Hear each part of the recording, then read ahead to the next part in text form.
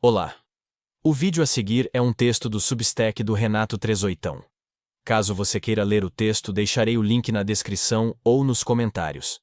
Deixarei esse QR Code aqui na tela caso você queira fazer uma doação via Lightning Network para me ajudar a trazer mais vídeos como esse aqui no canal. Agora fique com o vídeo. Mas antes, não se esqueça de deixar seu like e se inscrever no canal. O Estado Social, Estado de Bem-Estar Social, Estado-Providência ou Welfare State é a organização política que considera o Estado como ente garantidor e organizador da economia a ponto de condicionar a seu arbítrio e interesse até mesmo a propriedade, vide conceito de fim social como limite e fundamento da propriedade. No Estado Social, os cidadãos têm direitos sociais positivos. O Estado teria, em tese, formalmente, dever de garantir direitos como saúde, educação, moradia, aposentadoria e assistência. Tais direitos, em regra, só são exercidos decentemente pelos amigos do rei e que custam mais ao erário do que valem ao beneficiário, aumentando a assimetria de controle e propriedade e, com isso, explodindo a corrupção, a captura administrativa e a carga tributária. Esse modelo de organização política é insustentável, o que resta provado na prática, com déficits exponenciais e sistemáticos e, em teoria, nas refutações do socialismo de Karl Menger, teoria subjetiva de valor, Baum-Bauwerk, lei da preferência temporal, Mises, problema do cálculo econômico, e Hayek, problema do uso do conhecimento humano, dentre outros. A evidência empírica corrobora as demonstrações teóricas mencionadas. Quanto maior o controle estatal sobre a economia, mais captura administrativa e distorções, tornando motivações oportunistas dominantes e destruindo a moeda, a moral e as motivações cooperativas, desde o primeiro Estado social. A miséria é a condição natural da humanidade. Por séculos, a maioria das pessoas, incluindo idosos e crianças, precisou trabalhar a maior parte do tempo apenas para ter abrigo e alimento, com a explosão de produtividade e riqueza derivadas das revoluções industriais, em grande parte resultado de garantias de direitos individuais mitigados com o welfare. O cenário mudou. Em termos históricos, o número de horas trabalhadas segue uma tendência de queda sistemática por séculos, devido a ganhos de produtividade causados por diversos fatores, tais como ganhos de escala, tecnológicos e aumento nos níveis de investimento e poupança. O aprofundamento dessas tendências levaria a desemprego estrutural, inevitável, provocado por novas tecnologias para a maior parte da população, que simplesmente não teria qualquer chance de desempenhar trabalho remunerado a custo inferior a sistema automatizado, como argumentam Bill Gates e Elon Musk. Ray Kurzweil considera o RMU, Renda Mínima Universal, inevitável até 2030, quando computadores teriam inteligência equivalente à humana, e prevê singularidade até 2045, quando computadores superariam a inteligência coletiva da humanidade.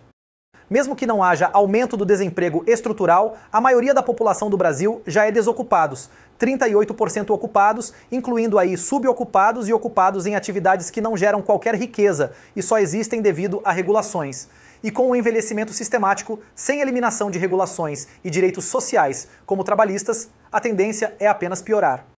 Como demonstrado por Olavo de Carvalho no Jardim das Aflições, por Jouvenel no O Poder, História Natural de Seu Crescimento, e nas evidências empíricas confirmando a lei de Wagner, lei do aumento dos gastos estatais. A tendência é que estados aumentem, de maneira absoluta e proporcional, até o colapso da economia privada. Definido o objeto e o problema, o texto passa a tratar de duas soluções voluntárias e não excludentes para sua resolução. 1. O fim do welfare pela renúncia voluntária de direitos políticos e sociais e rendas estatais por renda mínima mensal. Ou 2. O fim do Estado Social pela satisfação plena dos cidadãos de seus desejos através de drogas e simulações.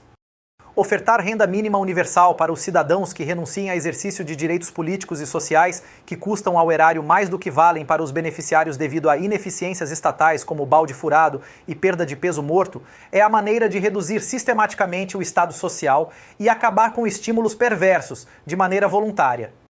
Como o pagamento alternativo em moeda aos direitos seria voluntário e poderia ser a qualquer ano revogado, seria Pareto ótimo, beneficiando alguns sem trazer qualquer prejuízo aos demais. E propiciaria, em seus efeitos de segunda ordem, ganhos gerais com aumento de produtividade, arrecadação e estímulos cooperativos e redução do gasto público, captura administrativa e corrupção.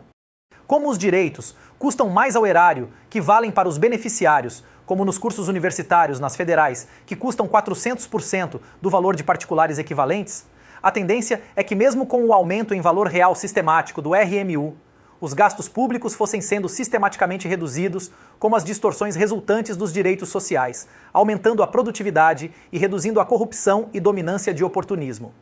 A primeira solução proposta e analisada por este artigo é simples. Em vez de uma miríade de benefícios sociais e programas sociais ineficientes que estimulam o oportunismo, o crime e o aumento do Estado e da corrupção, subsidiando a desocupação e o ócio, se o governo oferecesse alternativa e voluntariamente renda mínima universal aos programas existentes, poderia eliminar a pobreza involuntária sem aumentar o gasto público, como já demonstrado com dados do governo desde 2015. Atualizando os dados, população e gasto público, usados no trabalho referido, uma renda mínima de mais de 1.000, 2 vezes mais que a linha de pobreza do IBGE, poderia ser ofertada a qualquer brasileiro que se comprometesse a 1. Cumprir a lei, perdendo o benefício caso tivesse citação, intimação ou execução criminal, civil ou administrativa pendente. 2. Renunciar a outras rendas públicas e exercício de direitos políticos e sociais, reduzindo a pobreza que aumentou nos últimos anos, mesmo com os aumentos de gastos sociais, durante os anos que recebesse o benefício. Se o cumprimento de deveres legais também fosse condicionante, suspendendo o pagamento do RMU, caso o cidadão em mora com qualquer obrigação judicial ou administrativa, o custo Brasil seria reduzido, acelerando processos, facilitando execuções e tornando comportamentos cooperativos dominantes.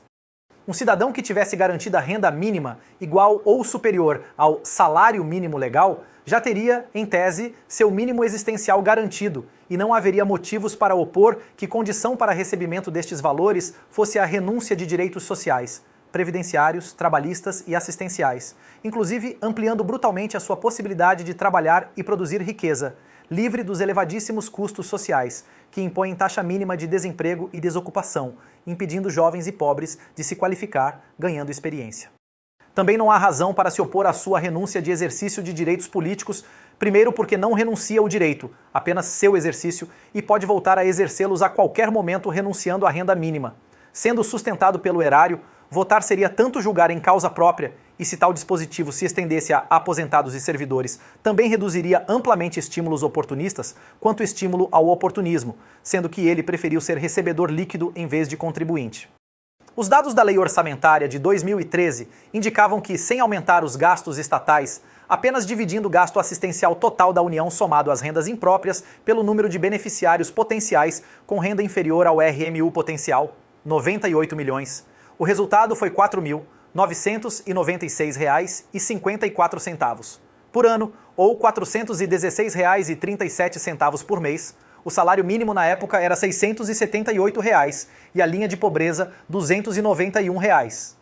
Ou seja, em 2013 já era possível eliminar a pobreza involuntária sem aumento de gasto. Isso sem considerar qualquer acréscimo de arrecadação por efeitos secundários e sem considerar políticas de renda mínima que estados e municípios poderiam igualmente implementar. A Lei Orçamentária de 2013 previa R$ 2 trilhões de gastos e a de 2021 já é de R$ 4 trilhões. A população brasileira cresceu menos de 1% ao ano nesse período e a atividade econômica, medida por indicadores como o PIB, caiu em dólar, elevando a dívida de 60% para 90% do PIB. Com crescimento decrescente da população e envelhecimento exponencial, as perspectivas para as próximas décadas são medonhas. De 2010 a 2020, o PIB mundial cresceu mais de 40% em dólar, e o do Brasil decresceu mais de 40%.